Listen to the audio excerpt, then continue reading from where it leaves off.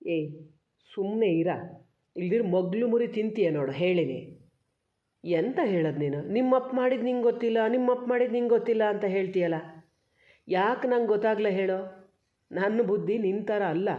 ಅವ್ರು ಇಂಥ ಕೆಲಸ ಮಾಡು ಅಂದಿದ್ರೆ ನಾ ಗ್ಯಾರಂಟಿ ಮಾಡ್ತಿರಲ್ಲ. ಅದಕ್ಕೆ ಅವರು ನನ್ನ ಹತ್ರ ಬಿಟ್ಟು ನಿನ್ನ ಹತ್ರ ಬಂದಿದ್ದು.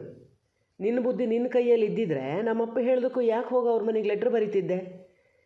ಏನು ದುಡ್ಡು ಏನು ಮಾಡಿದೆ? ಅದು ಅದೆಯಾ ನಿನ್ನ ಹತ್ರ ಆ ದುಡ್ಡೀಗ? ಉಂಡು ಖರ್ಚು ಮಾಡಿರ್ತೀಯ. ಅದಕ್ಕಂತೇಳಿ ಈ ಥರ ಹೇಸಿಗೆ ತಿನ್ನೋ ಕೆಲಸ ಮಾಡೋದ? ಮೊನ್ನೆಯಿಂದ ನೋಡ್ತಿದ್ದೀನಿ, ಹೇಳೇ ಹೇಳ್ತಾನೆ ಅಪ್ಪ ಮಾಡಿದ್ದು ಮಗಗೆ ಗೊತ್ತಿರಲ್ನೋ ಅಂತ. ಈಗ ನೀನು ಮಾಡಿದ್ದು ನಿನ್ನ ಅಪ್ಪಗೆ ಗೊತ್ತಾ ಹಿಂಗೆ ಮಾಡೀಯ ಅಂತ? ನಾನೇ ಹೇಳಲ್ಲ ಹೋಗಿ? ಸುಮ್ಮನೆ ಇರ ಮಾರಾಯ. ನಿನ್ನ ಒಳ್ಳೇದಕ್ಕೆ ನಾನೇನೋ ಹೇಳೋಣ ಅಂತ ಬಂದರೆ ನೀನು ನನ್ನ ಮಾತಾಡೋಕ್ಕೆ ಬಿಡಲ್ಲ. ಒಂದೇ ಸಮ ಮಾತಾಡ್ತೀಯ.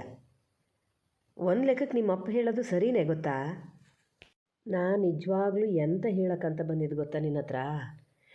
ನೀ ನೋಡಿದ್ರೆ ಆ ಅನಿಲಣ್ಣ ಯಾರೋ ಅವರು ಪಾಪಣ್ಣಣ್ಣ, ಈ ಗುಂಡಪ್ಪ ಗೌಡ್ರು, ಅವರು ಎಲ್ಲರ ಹತ್ರ ಎಷ್ಟು ಕ್ಲೋಸ್ ಇದ್ದೀಯ ಮರೆಯ. ಎಲ್ಲ ಗೊತ್ತಾಗ್ತದೆ ನಿನಗೆ, ಅವ್ರ ಮನೇಲೆಲ್ಲ ಏನಾದರೂ. ಆದರೆ ನಿನ್ನ ಹಿಂದೆ ಅವ್ರು ಏನು ಮಾಡ್ತಾ ಇದ್ದಾರೆ ಅಂತ ಗೊತ್ತಾಗ್ತದ ನಿನಗೆ? ಅದ್ರ ಬಗ್ಗೆ ಸ್ವಲ್ಪ ಯೋಚನೆ ಮಾಡು. ಅದನ್ನು ಹೇಳೋಣ ಅಂತಲೇ ನಿನ್ನ ಬರೋಕ್ಕೆ ಹೇಳಿದ್ದು ಇವತ್ತು ಕಾಲೇಜಿಗೆ, ಗೊತ್ತಾನ?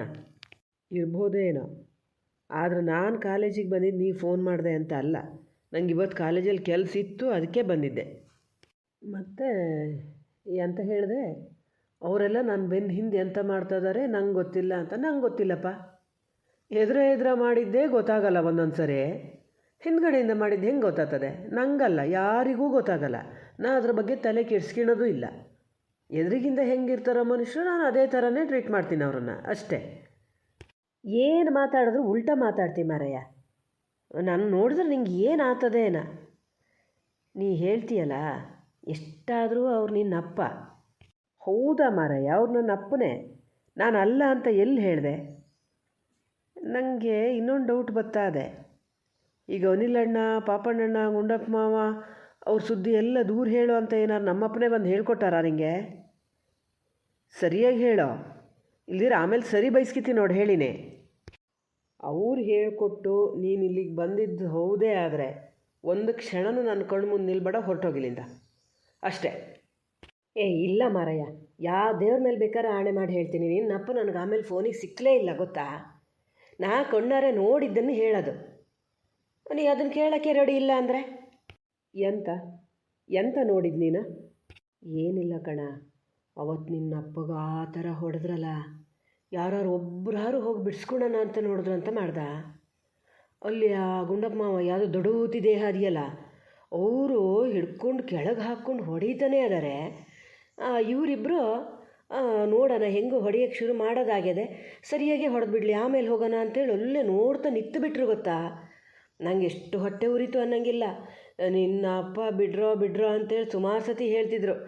ನಾನು ಒಂದು ಸತಿ ಹೋಗಿ ಬಿಡ್ಸೋಣ ಅಂದ್ಕೊಂಡೆ. ಕಡೆಗೆ ನಾನು ಏನಾರು ಇದ್ರಲ್ಲಿ ಭಾಗಿಯಾಗಿ ಅಂತ ಹಿಡ್ಕೊಂಡ್ಬಿಟ್ರೆ ಆ ರಗಳೆನೇ ಬೇಡ ಅಂತ ಹೋಗ್ಲ. ಆತಲ್ಲ, ಅದಂತಂದು ನನ್ನ ಹತ್ರ ಯಾಕೆ ಹೇಳ್ತಿದ್ದೀಯಾ? ನಮ್ಮ ಮಧ್ಯೆ ಬೆಂಕಿ ಇಡೋಣ ಅಂತ, ಹೌದಾ ಅಲ್ಲ? ನೀ ಕೇಳಿಸ್ಕೊಂಡು ನಿಂಗೆ ಏನು ಅನ್ನಿಸ್ತದೋ ಅದನ್ನು ಅಂದ್ಕೊಂಡು ಸುಮ್ಮನೆ ಇರೋ. ನಾನೇನೋ ನಿನ್ನ ಹತ್ರ ಬಂದು ಕೇಳಿದ್ರೆ ಹೇಳೋದು ನ್ಯಾಯ. ಸುಮ್ಮನೆ ಎಂತಕ್ಕ ಹೇಳ್ತಿದ್ದೀಯಾ? ನಂಗೆ ಗೊತ್ತು ಅನಿಲಣ್ಣೇನು, ಪಾಪಣ್ಣಣ್ಣೇನು, ಗುಂಡಪ್ಪ ಮಾವ ಏನು ಅಂತ. ಎಲ್ಲ ನಿನ್ನ ಭ್ರಮೆ ಆತಾ. ಆ ಥರ ಅವ್ರಿಗೆ ಹೊಡೆಯೋದು ನೋಡಿ ನಮಗೆ ಕಣ್ಣಲ್ಲಿ ನೀರು ಬಂದಿತ್ತು. ನೀ ಮಗಾಗಿ ಎಲ್ಲಿದ್ದೇ ಏನೋ ನೀನು? ಅವ್ರ ಗ್ರಾಚಾರ ಕೆಟ್ಟು ಯಾಕೆ ಅಷ್ಟೊತ್ತಿನಲ್ಲಿ ಅಲ್ಲಿಗೆ ಬಂದ್ರೇನೋ. ಇನ್ನೊಂದು ಸ್ವಲ್ಪ ಹೊತ್ತಂದ್ರೂ ನಾವು ಈ ಕಡೆ ಬಂದಿರ್ತಿದ್ದು ಗೊತ್ತಾ? ಅಲ್ಲ, ಬರೋಕ್ಕೆ ಇವ್ರ ಪ್ಲ್ಯಾನೇ ಹಂಗಿತ್ತೇನೋ, ನಿಮ್ಮಪ್ಪ ಬಂದಕ್ಕೂ 3 ಜನ ಹಿಡ್ಕೊಂಡು ಹೊಡಿಬೇಕು ಅಂತ ನಾಟಕ ಮಾಡ್ತಿದ್ರೇನೋ. ಎಂಥದಾರಾಗಲಿ ಮರ, ನಾನೊಂದು ತಪ್ಪಿಸ್ಕೊಂಡು ಬಂದರೂ ಸಾಕು ಅಂತ ಹೇಳಿ ಬಂದೆ. ಆದರೂ ನಿಮ್ಮ ಅಪ್ಪ ಪೆಟ್ಟು ತಿಂತಿದ್ದೀನಿ ನೋಡಿ ಮಾತ್ರ ತುಂಬ ಬೇಜಾರಾಗಿತ್ತು. ನಿನ್ನ ಹತ್ರ ಹೇಳೋಣ ಅಂತ ಎಷ್ಟು ದಿವಸದಿಂದ ನೋಡಿದೆ, ನೀನು ಕಾಲೇಜಿಗೆ ಬರಲ್ಲ.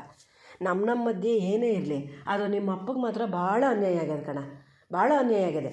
ಅವ್ರು ಮಾಡಿದ ತಪ್ಪೇ ಇರ್ಬೋದು, ಆದರೂ 3 ಜನ ಸೇರಿಕೊಂಡು ಆ ಥರ ಹೊಡೆಯೋದು ಅಂದರೆ ಎಷ್ಟು ದೊಡ್ಡ ತಪ್ಪಲ್ಲ ಅದು ಇಬ್ಬರು ಸಮಕ್ಕೆ ಸಮ ಇದ್ದ ಹೋರಾಡೋದಾದ್ರೆ ಅದಾರು ಒಂಥರ. ಇವ್ರು 3 ಜನ, ಅದು ಆ ಊರಂತೂ ಎಷ್ಟು ದಪ್ಪ ಅದಾರೆ, ಅವ್ರ ಕೈ ಹಾಗೆ ಒಂಚೂರು ಬಿದ್ದರೂ ಸಾಕೇನ ಇವ್ರಿಗೆ ಪೆಟ್ಟಾಗ್ತದೆ. ನಿನ್ನ ಅಪ್ಪ ಪಾಪ ಅಷ್ಟು ತೆಳ್ಳಗದಾರೆ, ಶಕ್ತಿನೂ ಜಾಸ್ತಿ ಇಲ್ಲ. ಒಂಚೂರು ಹಿಂಗೆ ಮಾಡ್ಬೇಕಾದ್ರೆ ಬಿದ್ದೇ ಬಿಟ್ರು ಗೊತ್ತಾ. ಬಿದ್ದ ಮೇಲಾರು ಸುಮ್ಮನಿರ್ತಾರೆ ನೋಡಿದ್ರೆ ಇಲ್ಲ, ಹೊಡೆಯೋದೇ ಎಲ್ಲರೂ ಸೇರ್ಕೊಂಡು ಹೊಡೆದಾರೆ. ಒಬ್ರು ಹಿಡ್ಕೊಂಡಾಗ ಒಬ್ರು ಹೊಡೆಯೋದು, ಒಬ್ರು ಹಿಡ್ಕೊಂಡಾಗ ಒಬ್ರು ಹೊಡೆಯೋದು. ಹೇಳ್ತೀಯ ಅನಿಲ್ ಅಣ್ಣ ಪಾಪಣ್ಣ ಅಣ್ಣ ಅಂತ. ಅವರಿಬ್ರು ಎಷ್ಟು ಹೊಡೆದಾರೆ ಗೊತ್ತಾನು? ನೀನು ನೋಡಬೇಕಿತ್ತು, ಇನ್ನೊಂದು ಸತಿ ಅವರಿಬ್ರು ಮುಖ ನೋಡ್ತಿರಲ್ಲ ನೀನು.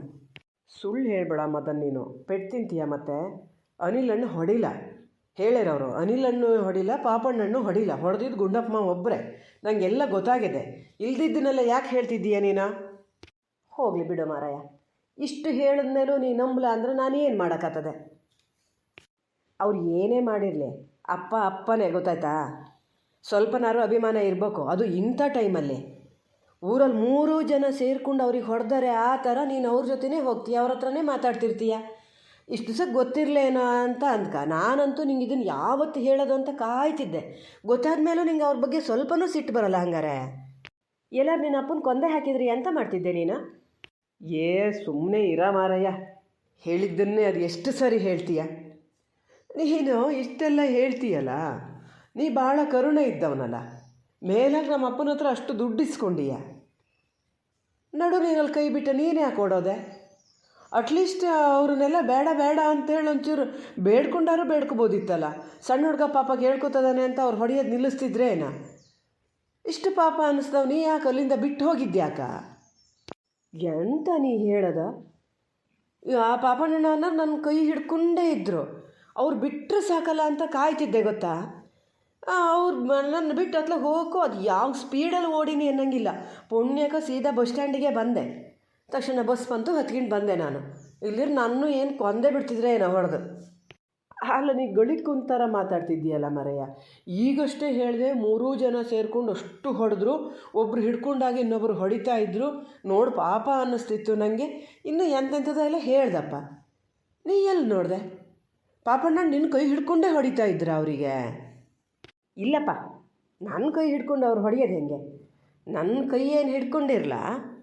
ಹಂಗಾರೆ ಅವ್ರಿಗೆ ಹೊಡೆಯೋಷ್ಟೊತ್ತಿಗೆ ನಿನ್ನ ಕೈ ಬಿಟ್ಟಿದ್ರು. ಕೈ ಬಿಟ್ಟು ಕೂಡಲೇ ನಾನು ಅಲ್ಲಿಂದ ಓಡಿ ಹೋಗಿನಿ ಅಂತೀಯ. ಅವ್ರು ಹೊಡೆದಿದ್ದು ನಿಂಗೆ ಕಂಡಿದ್ದು ಹೆಂಗೆ? ಕಪ್ಪಲ್ಲಿ ಹುಳ ತಿರ್ಸ್ತೀನಿ, ನೋಡ್ತೀಯ ಈಗ? ಊರು ಮನೇಲಿ ಒಬ್ಬರ ಮಧ್ಯೆ ಒಬ್ರಿಗೆ ಬೆಂಕಿ ಹಚ್ಚಿಡೋಣ ಅಂತ ನೋಡ್ತಿದ್ದೀಯ ಅಲ್ಲ? ನಂಗೆ ಗೊತ್ತು ಅವ್ರು ಹೆಂಗೆ ಅಂತ, ನಮ್ಮಪ್ಪ ಹೆಂಗೆ ಅಂತನೂ ನಂಗೆ ಗೊತ್ತು. ನಿನ್ನಂಗಿದ್ದವ್ರ ದಸೆಯಿಂದನೇ ಇವ್ರು ಈ ಥರದ ಕೆಲಸ ಮತ್ತೊಂದು ಸ್ವಲ್ಪ ಮಾಡೋದು. ಈಗಂತೂ ನಂಗೆ ಕನ್ಫರ್ಮ್ ಆಯ್ತು ನೋಡು. ನನ್ನ ಅಪ್ಪನೇ ಹೇಳಿರ್ತಾರೆ ನಿಮಗೆ, ಹೇಳು ಅವ್ರು ದೂರ ಹೇಳು, ನೀವು ಸ್ವಲ್ಪ ಅವ್ರ ಸವಸ ಬಿಡಲಿ ಅಂತ. ನೀ ಎಂಥದ ನಿಮ್ಗೆ ಈ ವಯಸ್ಸಿಗೆ ಇಷ್ಟೆಲ್ಲ ಕ್ರಿಮಿನಲ್ ಬುದ್ಧಿ ಎಂತಕ್ಕೆ ಬೇಕು ನಿಮಗೆ? ಇದು ಎಲ್ಲ ಆಗಿದ್ದು ನಿನ್ನ ದಸೆಯಿಂದಾನೇ ನೋಡು, ಹೇಳ್ತೀನಿ ನಾನು. ಸುಮ್ಮನಿರ, ನಾನೇನು ಮಾಡೀನಿ? ನಿಮ್ಮ ಅಪ್ಪ ಹೇಳ್ದಷ್ಟು ನಾ ಮಾಡೀನಿ. ಅದನ್ನೇ ನಾನು ಹೇಳಿದ್ದು. ಅವ್ರು ಬಂದು ಕೇಳಿದಕ್ಕೂ ಇಲ್ಲ ನಾನು ಹಿಂಗಿದ ಕೆಲಸ ಮಾಡಲ್ಲ ಅಂತ ಹೇಳಿದರೆ ಇದು ಶುರುನೇ ಆತಿರಲ್ಲ. ಇಷ್ಟೆಲ್ಲ ಎಲ್ಲಿಂದ ಆತಿತ್ತು? ಅಪ್ಪಗೇನೋ ಅವ್ರ ಮೇಲೆ ದ್ವೇಷ ಇತ್ತೋ ಎಂಥದ ಏನೋ ಒಂಚೂರು ಅವ್ರು ಮಾಡಿದ ತಪ್ಪೇಯ. ಈ ಹೆಂಗೆ ನೋಡೋಕೆ ಹೋದ್ರೆ ಅವ್ರು ಮಾಡಿದ ತಪ್ಪೇಯ. ಆದರೆ ಊರು ಮನೆಯವರು ಒಂಚೂರು ದ್ವೇಷ ಇತ್ತೇನೋ ಹಂಗೆ ಮಾಡಿದ್ರು ಅಂದ್ಕೊಳೋಣ. ನೀನು ಅವರು ನೋಡೇ ಇರಲ್ಲ. ನೀ ಹೆಂಗೋ ಆ ಕೆಲಸ ಮಾಡಿದೆ? ಖಾಲಿ ದುಡ್ಡಿಗಾಗಿ ಬೇರೆಯವ್ರ ಮೇಲೆ ನೀನು ಗೂಬೆ ಕೂರ್ಸೋಕ್ಕೆ, ಕೆಟ್ಟ ಹೆಸರು ತರೋಕ್ಕೆ ನೋಡಿದೆ ಅಲ್ಲ? ಎಂತಕ್ಕ ನೀನು ಓದೋದೆಂತಕ್ಕೆ, ಬರೆಯೋದೆಂತಕ್ಕೆ? ಅಷ್ಟು ಬೇಡ ನಿನ್ನ ತಲೆಯಲ್ಲಿ. ಇವ್ರು ಬಂದು ಹಿಂಗೆ ಬರೆಸ್ತಾ ಇದ್ದಾರೆ ಅಂದರೆ ಯಾರಿಗೋ ತೊಂದರೆ ಆಗ್ತದೆ, ಬೇಡಪ್ಪ ಇದರಲ್ಲಿ ನಾನು ಭಾಗಿಯಾಗಲ್ಲ ಅಂತ ಸುಮ್ಮನೆ ಇದ್ದಿದ್ರೆ ಎಲ್ಲಿ ಇಷ್ಟ ಆತಿತ್ತು? ಅದೇ ನನ್ನ ಹತ್ರ ಯಾರು ಬಂದು ಹಿಂಗೆ ಕೇಳಿದ್ರು ನಾನಂತೂ ಹಂಗೆ ಮಾಡಲ್ಲಪ್ಪ. ನೀ ಕೊನೆಗೂ ನನ್ನ ಬುಡಕ್ಕೆ ತತ್ತಿದ್ದೀಯ ನೋಡು. ನಿಮಗೆಲ್ಲ ಎಷ್ಟು ಹೇಳಿದ್ರು ಅಷ್ಟೇ ಮಾರಾಯ. ಪ್ರತಿಭಾ ಹೇಳೋದೇ ಸರಿ ಒಂದು ಲೆಕ್ಕಕ್ಕೆ. ನಿಮಗಿದ್ದವ್ರಿಗೆ ಉಪಕಾರನೇ ಮಾಡಬಾರ್ದು. ಪ್ರತಿಭಾ ಹೇಳಿದ್ಲ? ಎಂತ ಹೇಳಿದ್ಲ? ಎಂತ ಇಲ್ಲ ಬಿಡು. ಮತ್ತು ನೀವು ಅವಳ ಹತ್ರ ಕೇಳಕ್ಕೆ ಹೋಗಬಾರ್ದು. ನಿನ್ನೆ ಬುಕ್ ತರಕ್ಕಂತ ಕಳಿಸಿದೆಯಲ್ಲ ಲೈಬ್ರರಿಗೆ, ಅಲ್ಲಿ ಬುಕ್ ಸಿಗ್ತಿರ್ಲಲ್ಲ.